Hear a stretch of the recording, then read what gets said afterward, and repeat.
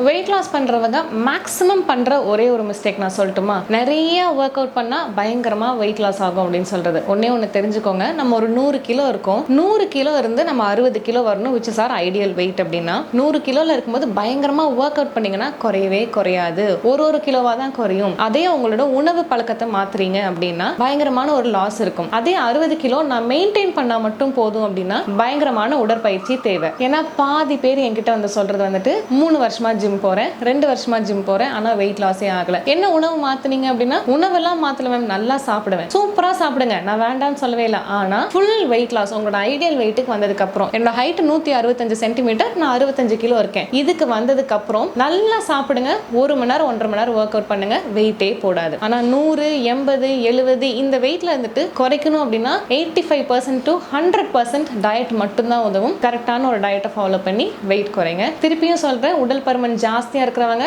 சட்டி சோறு சாப்பிட்டு ஒர்க் அவுட் பண்ணா குறையாது, புரிஞ்சுக்கோங்க.